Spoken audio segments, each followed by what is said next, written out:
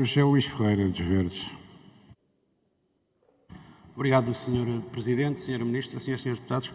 Esta proposta que o Governo agora nos apresenta, em bom rigor, procura materializar no plano legal as recomendações feitas pelas Nações Unidas, mas também a recomendação feita pela Sra. Provedora da Justiça, que no quadro do combate à Covid-19 recentemente emitiu.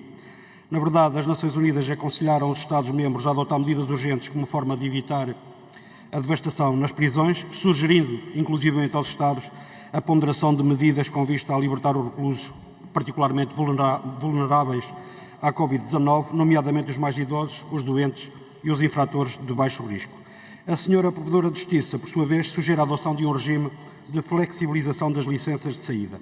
E o Governo, através desta proposta, vem acolher as recomendações destas duas entidades. De facto, face ao problema que estamos a viver e às características próprias do meio prisional, tanto pela prevalência de problemas de saúde como pelo envelhecimento da população prisional, está a levar-nos a uma situação que, de facto, exige que se tomem medidas com vista a cautelar o surgimento de focos de infecção nos estabelecimentos prisionais e, ao mesmo tempo, que se evite, ou pelo menos se possa reduzir, o risco do seu alastramento.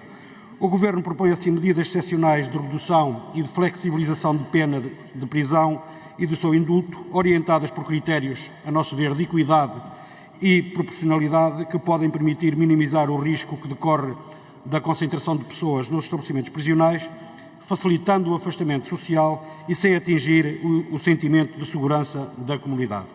Estamos a falar de penas de prisão que não sejam superiores a 2 anos ou, no caso de penas aplicadas de duração superior, se o tempo remanescente para o cumprimento da pena for igual ou inferior a 2 anos. Por outro lado, excluem-se também do perdão, como muito bem se compreende, as penas aplicadas por crimes relativamente aos quais subsistam exigências de prevenção e de estabilização dos sentimentos de segurança comunitários.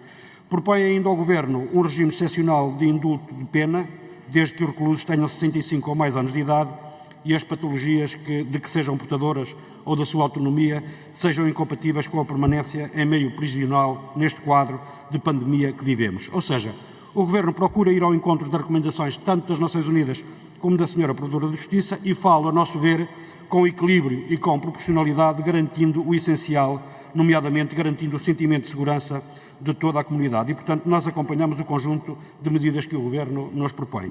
Mas, Sra. Ministra, dispondo ainda de tempo, e a Sra. Ministra que ainda vai usar no final do debate também da palavra, eu queria deixar-lhe uma pergunta a propósito de que hoje, na audição com a primeira Comissão, com a Comissão de Assuntos Constitucionais, Direitos, Liberdades e Garantias, a Sra. Ministra afirmou que há espaço para os centros educativos garantirem o isolamento das crianças e jovens, mas não se referiu ao pessoal, aos profissionais, que já em circunstâncias normais são muito insuficientes nestes centros educativos. Ora, para prosseguir ou para assegurar o isolamento das crianças e jovens que vivem nestes centros, não basta espaço físico, é também necessário pessoal suficiente. Aquilo que pergunto, Sra. Ministra, é se o Governo está a ponderar contratar mais profissionais ou mais funcionários para estes centros educativos. Muito obrigado. Muito obrigado, Sr. Deputado. Tem a palavra, pelo Grupo Parlamentar do CDS, PP, o Sr. Deputado Telmo Correia, por favor.